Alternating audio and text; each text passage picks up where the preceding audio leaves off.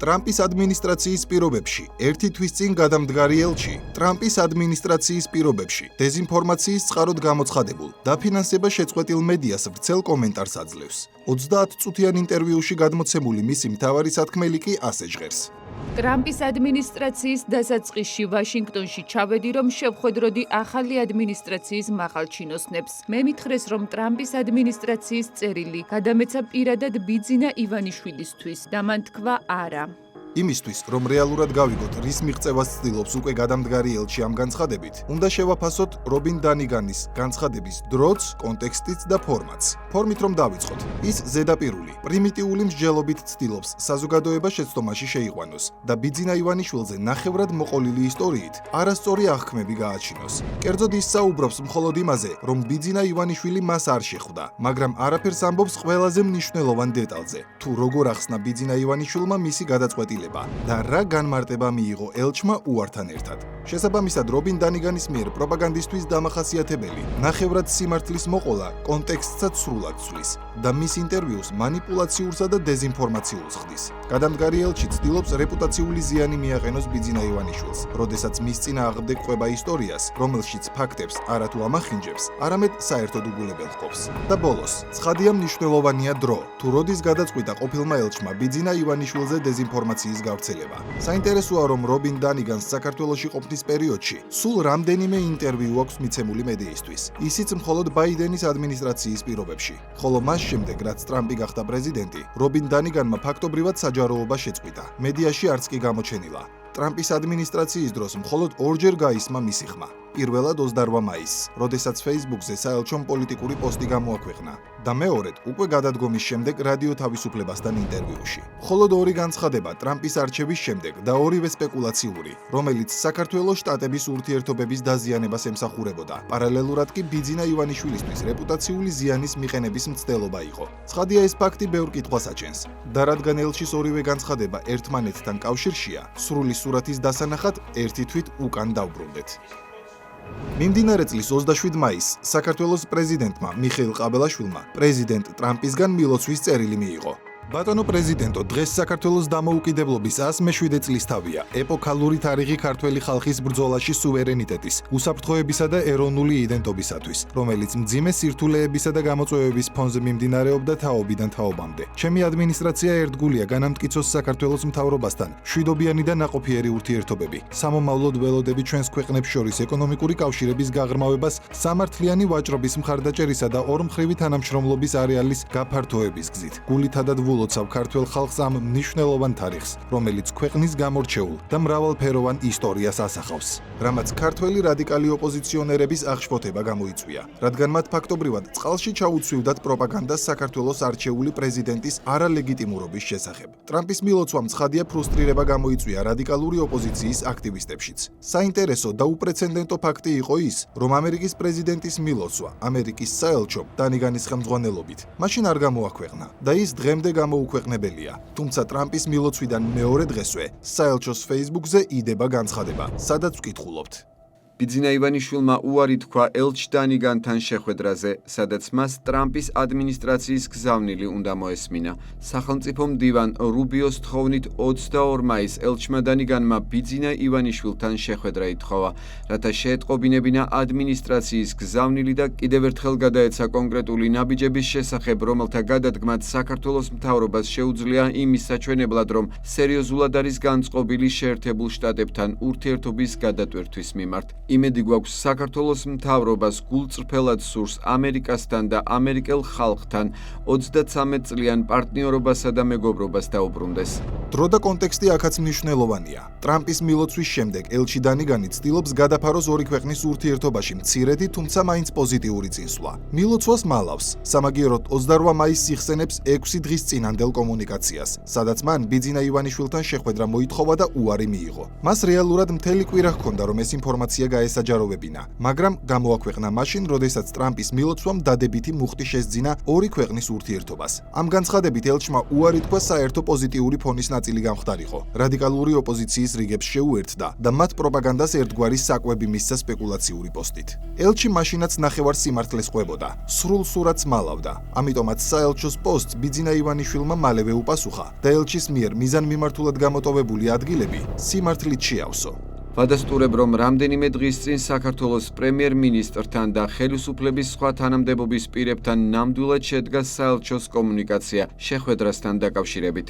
ამერიკის ელჩმა საქართველოს პრემიერ-მინისტრს შეატყობინა, რომ მას სურდა ჩემთან შეხვედრა და მდივან რუბიოს გზავნილის გადაცემა, რასთან დაკავშირებითაც მე ღრმა პატივისცემა გამოვხატე, თუმცა შეხვედრაზე უარი განვაცხადე. ამერიკულ მხარესთან შეხვედრებზე უარის მიზეზი ადრეც საჯაროდ განმარტე და ის კვლავაც უცვლელია. წინა ადმინისტრაციის დროიდან მოყოლებული ამერიკულმა მხარემ დამიწესა ჯერ არაფორმალური და შემდეგ ფორმალური სანქციები. ჩემს მიმართ არაფორმალური სანქციები ძალზე უხეში ფორმით მოქმედებს. მაგალითად, შვეიცარიული ბანკი იულიუს ბერი ჩემს მიერ სასამართლოს გზით მოგებულ თანხას, რომელიც არავითარ ფორმალურ სანქციას არ ექვემდებარება, სრულიად თავხედურად არ მიბრუნებს, რაშიც ამერიკელი ადვოკატებიც არიან ჩართული. ამგვარი პირადი შანტაჟის ფონზე ჩემთვის ელჩთან შეხვედრა და სახელმწიფო საქმეებზე საუბარი არასწორად მიმაჩნია. ასეთ დროს აუცილებლად მექნება კომპლექსი, რომ გადაწყვეტილებას სახელმწიფო საკითხებთან დაკავშირებით ჩემი პირადი ინტერესების საპირწონედ ვიღებ, რაც ჩემთვის პრინციპულად მიუღებელია. ეს ისტორია მაშინ ასე დასრულდა. ელჩის მხრიდან დამატებით განმარტება, ან პასუხის პასუხი არ მოგვისმენია. ასე გაიარა მაისმა და რამდენიმე დღეში გავიგეთ, რომ რობინ დანიგანი თანამდებობიდან გადადგა. შემდეგ გაიარა ივნისის თვემაც. მისგან აღნიშნულ საკითხზე კვლავ დუმილი იყო. და უკვე საქართველოში ყოფნის ვადის ამოწურვის მოახლოებასთან ერთად, ივლისში, უეცრად მისი ვრცელი ინტერვიუ ვრცელდება რადიო თავისუფლებაზე, სადაც ელჩი ერთი თვის წინანდელ ისტორიას უბრუნდება. 22 მაისს მოთხოვნილ შეხვედრაზე უარს იხსენებს. თუმცა წარსულში გამოქვეყნებული პოსტისგან განსხვავებით, ამჯერად მის სიტყვებში ცილისწამება, დეზინფორმაცია და მანიპულაცია ერთიანდება.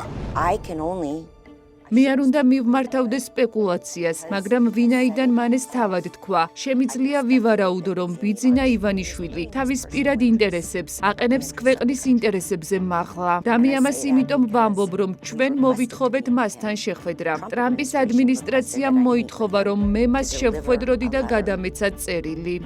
აქაც მნიშვნელოვანია, რომ გადამდგარი ელჩი პრიმიტიულად, მარტივად და კონტექსტის გარეშე ცდილობს ახსნას ბიძინა ივანიშვილის მიერ საჯაროდ გამოთქმული და არგუმენტირებული პასუხი, სადაც ის ამერიკულ მხარესთან შეხვედრაზე უარს ხსნიდა. გადამდგარმა ელჩმა ბიძინა ივანიშვილის ვრცელი განცხადებიდან არგუმენტები უბრალოდ ამოჭრა და საზოგადოებას ბიძინა ივანიშვილის პასუხი პრიმიტიულად, უბრალო არამდე დაყვანილი ფორმით შესთავაზა. გამოტოვა, რომ ბიძინა ივანიშვილს შეხვედრებთან დაკავშირებით ჩამოყალიბებული პოზიცია ჯერ კიდევ წინა ადმინისტრაციის პერიოდიდან ჰქონდა. ასე რომ ელჩისთვის სიახლე სულაც არ უნდა ყოფილიყო ბიძინა ივანიშვილის უარი შეხვედრაზე. განსაკუთრებით იმ ფონზე, როდესაც არაფორმალურ სანქციებს ფორმალურიც დაემატა, რაც შანტაჟის ხარისხს კიდევ უფრო ზრდიდა. გავიხსენებ, რომ პირადი შანტაჟის პირობებში შარშან ბატონ ობრაიენსაც ვუთხარი უარი შეხვედრაზე, როდესაც ჩემს მიმართ ჯერ მხოლოდ არაფორმალური სანქციები მოქმედებდა. შეხვედრის შეთავაზება მანამდეც რამდენჯერმე მივიღე და მაშინაც იგივე მიზეზით ვთქვი უარი, რაც წინა ადმინისტრაციას არაერთხელ წერილობითაც განვუმარტე. ასე რომ, როდესაც გადამდგარი ელჩი ცდილობს წარმოაჩინოს ისე, თითქოს ბიძინა ივანიშვილის მიერ შეხვედრაზე გამოთქმული უარი, რაიმე სიახლის მატარებელი და სკანდალური ინფორმაციაა, ეს მხოლოდ პროპაგანდის შემადგენელ ნაწილს წარმოადგენდა, რასაც მოჰყვა მისი ინტერვიუს მთავარი გზავნილიც. ამ უარის მის მიერ გამოცხადებული მიზეზი იყო ის, რომ ის სანქცირებულია. ის ფაქტობრივად თავის პირად ინტერესებს აყენებს ქართველი ხალხის ინტერესებზე მაღლა. რობინ დანიგანის მანიპულაციური შეფასება თითქოს ბიძინა ივანიშვილმა პირადი ინტერესები ეროვნულ ინტერესებზე მაღლა დააყენა, ცინიზმის უმაღლესი გამოხატულებაა, რადგან რეალურად ბიძინა ივანიშვილის ყოველი განცხადება და ქმედება საპირისპიროზე მიუთითებს. დავიწყოთ ყველაზე მარტივით. ბიძინა ივანიშვილი პირად ინტერესებს სახელმწიფო ინტერესებზე მაღლა თუ აყენებს, რატომ მოექცა ის ჯერ არაფორმალური, შემდეგ კი ფორმალური სანქციების ქვეშ? საიდან, როდის და რატომ გაჩნდა ეს სანქციები? ჯერ კიდევ 2023 წლის დეკემბერში შტატების წინა ადმინისტრაციის დროს ბიძინა ივანიშვილმა განაცხადა. ჩემ ადვოკატებმა რამდენჯერმე თქვეს, რომ მე სანქცირებული ვარ. თუ გაგიხარდეს, ვისაც გეხარიათ, მე რეალურად სანქცირებული ვარ დე-ფაქტო. ყველაზე უხეში მეთოდებით და უხეში გზებით. ყოველგვარი კანონის გვერდისავლით მე უკვე რაც დაიწყო უკრაინის ომი იქიდან ერთ თვეში რეალურად ყველა აქტივი გამიჩერეს და სასამართლოში მატარებელია. რას ემსახურებოდა ივანიშვილის დე-ფაქტო სანქცირება უკრაინაში ომის დაწყებიდან მალევე, თუ არა მოთხოვნას საქართველოს ომში ჩართვასთან დაკავშირებით, რომელიც არ დაკმაყოფილდა. დღეს ხომ უკვე ყველასთვის ცნობილია, რომ იყო როგორც ფარული, ასევე ღია მოწოდებები საქართველოს ომში ჩართვაზე. ის ვერ გაიმარჯვებს უკრაინაში. ასე დარწმუნებული ხართ? ვინაიდან არის ასეთი აღქმაც, რომ რუსეთს მაინც აქვს საკმარისი რესურსი, რომ პრობლემები გაზარდოს საქართველოში. მე რა არ ვიცი. მაინც ვერ გაიმარჯვებს, ვერ გააკონტროლებს საქართველოს და საბოლოოდ დასავლეთი და საერთაშორისო საზოგადოება საქართველოს მხარეს არის და დავრჩებით საქართველოს მხარეც. მე რაც მაშფოთებს, ეს არის მომენტი, რომელსაც საქართველო და საქართველოს ხალხი უშვებს ხელიდან. რაღაც უნდა მისცე ამერიკის შეერთებულ შტატებსა და დასავლეთს, თუ კი გინდა ამ თანამეგობრობის წევრი იყო. მსგავსი ზეწოლის პირობებში ბიძინა ივანიშვილს ჯერ დე-ფაქტო დაუწესეს სანქციები. აქტივები ჯერ ერთ შვეიცარიულ ბანკში გაუყინეს, კრედიტ სუისში. ბიძინა ივანიშვილის მიერ მოგებული სასამართლო დავების შემდეგ მეორე შვეიცარიული ბანკი იულიუს ბერიც ჩართეს შანტაჟში და სასამართლოში მოგებული საქმის მიუხედავად არასანქცირებულ თანხაზეც კი შეუზღუდეს წვდომა და სწორედ ამ პირობებში სთხოვდნენ შეხვედრას. ოფიციალურად, როგორც საქართველოს შტატების სამომავლო ურთიერთობების განსახილველად. 2024 წლის ოქტომბრის ინტერვიუში ბიძინა ივანიშვილმა დეტალურად ახსნა მაშინ არსებული ვითარება, თუ როგორ ხდებოდა მისი არაფორმალური სანქცირება, რომ სასამართლოში მოგებული დავების მიუხედავად, როგორი აბსურდული მიზეზებით უზღუდავდნენ წვდომას საკუთარ ფინანსებზე და დამატებით განმარტა. ჩემი დამოკიდებულება ამ თანხისად მიიღო ესეთი მარტივი. ახლა შეხვედრებს რაც შეეხება. მე კიდევ პირველ ერთს ამერიკის, როდესაც შეხვედრა და შეხვედრებზე იყო საუბარი, კარგად განვმარტე რამდენჯერმე.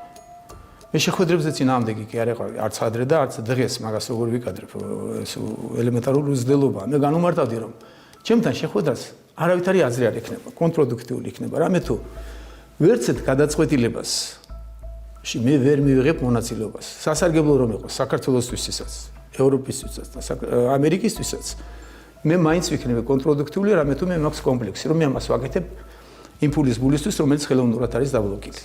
მე ეს კომპლექსი და რეალურად გამაჩნია. ყველაც ეს ადამიანს უნდა კონდეს ჩემი გადმოსახედიდან ეს რომ ფულს გიჩერებენ და ამ დროს გეძახიან. მოდი მოვილაპარაკოთ. და ამ ფონზე დეზინფორმაციის გარდა რა შეიძლება ეწოდოს გადამდგარი ელჩის განცხადებას, თითქოს და ბიძინა ივანიშვილის უარის შეხვედრაზე პირადი ინტერესებით იყო ნაკარნახები. ყველაფერი ხომ პირიქითაა და რეალობა ხელის გულზე დევს. ბიძინა ივანიშვილს პრობლემები შეუქმნეს მხოლოდ ერთადერთი მიზეზით. ის იყო და არის საქართველოში მშვიდობის გარანტი. არ დაექვემდებარა ზეწოლას, არ დაექვემდებარა ფინანსურ შანტაჟს და ეროვნული ინტერესები პირად ინტერესებზე მაღლა დააყენა, რის გამოც 2024 წლის დეკემბერში ფორმალური სანქციებიც დაუწესეს. ეს არის ფაქტები.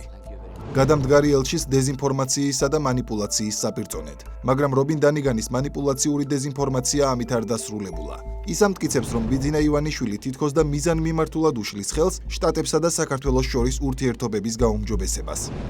თუ კი ქვეყნის დე-ფაქტო ლიდერს არ სურს შეხვდეს ამერიკის შეერთებული შტატების ხელმძღვანელობას, ან მიიღოს გზავნილი ტრამპისგან, ის ფაქტობრივად თავის პირად ინტერესებს აყენებს ქართველი ხალხის ინტერესებზე მაღლა.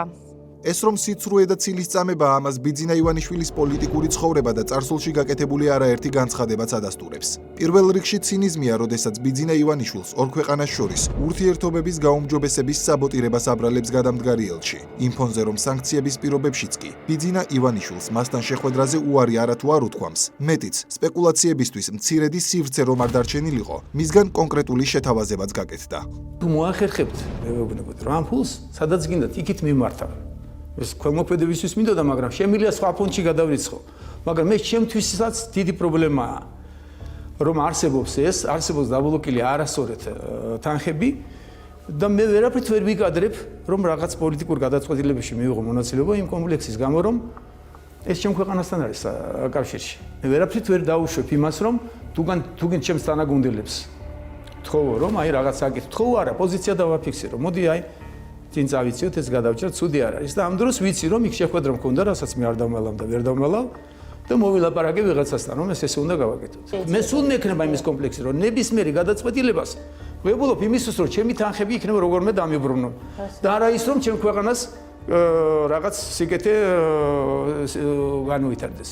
აი ეს იყო მიზეზი ყველაფერ ამის, რომ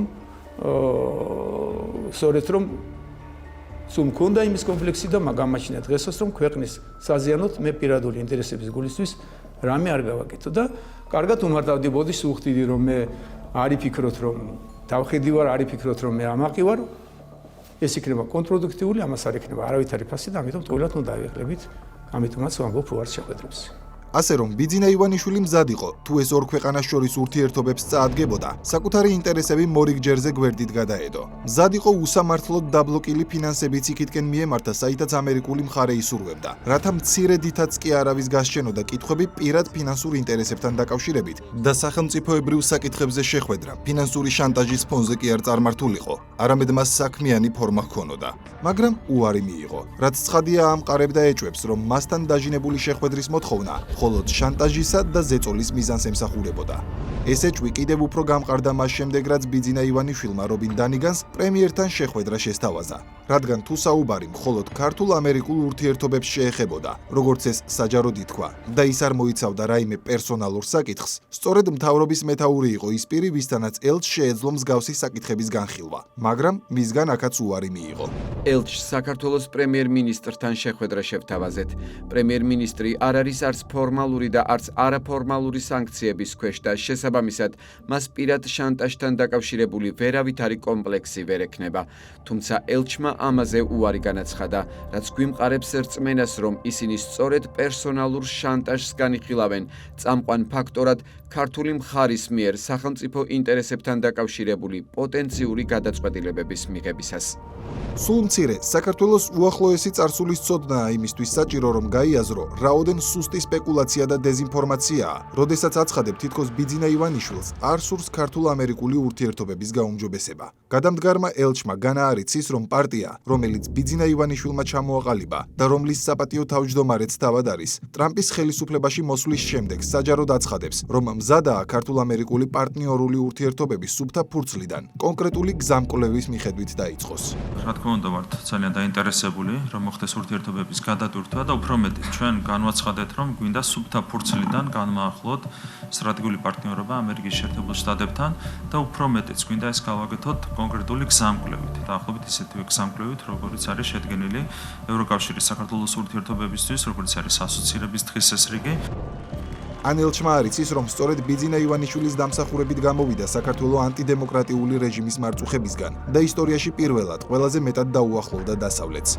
დაწყებული ევროასოცირების შეთანხმებით, გაგრძელებული ვიზა ლიბერალიზაციით, თავისუფალი ვაჭრობით თუ კანდიდატის სტატუსით.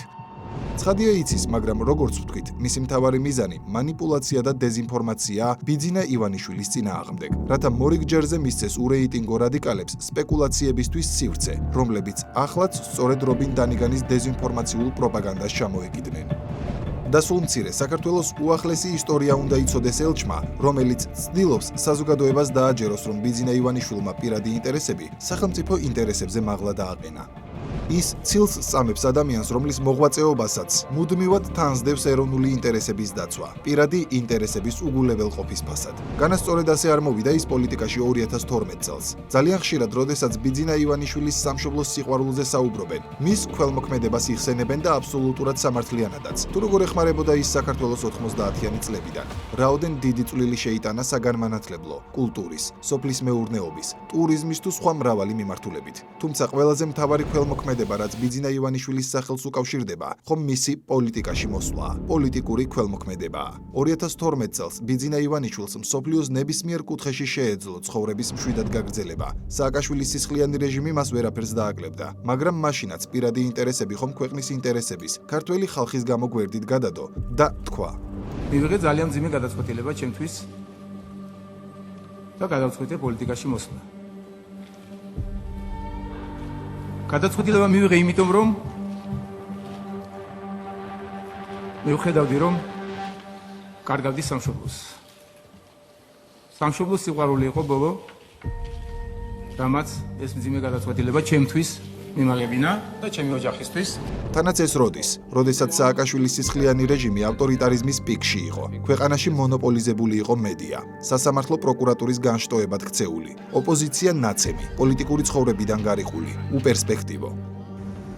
ქვეყანა ომგამოვლილი, ხალხი ნაწამები და შეშინებული. ბიძინა ივანიშვილი იყო მაშინ ერთადერთი, ხაზგასმით, ერთადერთი ადამიანი, ვისაც შეეძლო დაპირისპირებოდა და დაემარცხებინა ანტიდემოკრატიული დამნაშავე რეჟიმი. და მან ეს ნაბიჯი გადადგა საკუთარი და ოჯახის წევრების სიცოცხლის რისკის ფასად. მე საჯაროდ თქვი და კიდე გავიმეორებ საგაზეთო ინტერვიუშიც თქვი რომ ყველაზე დიდი ქველმოქმედება ჩემი აზრით რაც გამიკეთებია სწორედ ეს არის ჩემი პოლიტიკაში მოსვლა. არა ზედმეტი თქვა და დაგროვებული ფულის ხარჯვა მომეწია, არამედ პირდაპირ მნიშვნელობით ჩემი სიცოცხლის რისკი და ჩემი ოჯახის წევრების სიცოცხლის რისკი დავდე სასწორზე.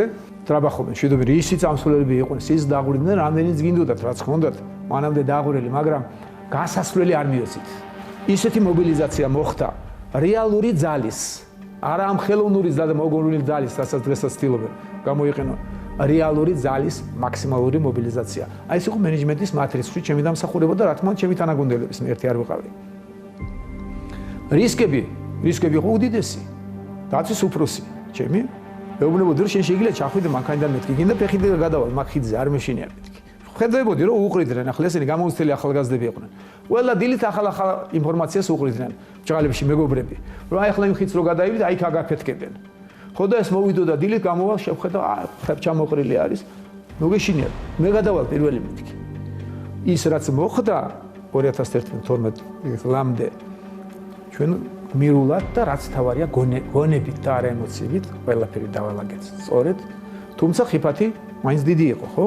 ამას მე ვეძახი რომ თუ ქველმოქმედება გამიკეთებია, ყველაზე მეტი გამიკეთებია, იმიტომ რომ ჭარბი ნაგროვები ფული არ მეხარჯავს მარტო, რასაც მე ჭარბთულს ვეძახი, ჭარბქონებას ჩემი ხალხისთვის, არამედ ჩემი სიცოცხლე გადავდე პირდაპირ მნიშვნელობით და რაც თავარია სიცოცხლეს არავის არ დავაზიანებინა და აი ამით ვამაყობს. და ადამიანს, რომელმაც 2012 წელს სამშობლოს და თითოეული ქართველისთვის საკუთარი სიცოცხლეც კი სასწორზე დადო, 2022 წელს კი უკრაინაში ომის დაწყებიდან ჯერ ფორმალური, შემდეგ კი არაფორმალური სანქციების ქვეშ მოექცა, მხოლოდ იმიტომ, რომ ქვეყნის მშვიდობიანი სტაბილური განვითარება აირჩია, ნაცვლად ბომბების წვიმისა. გადამდგარი ელჩი დანიგანი პირადი ინტერესებით მოქმედებაში სწამებს ცილს და მსგავსი მდარე ხარისხის სპეკულაციებით ასრულებს დიპლომატის კარიერას. მაგრამ მისი მცდელობები, ისევე როგორც მისი წინამორბედის, უშედეგოა.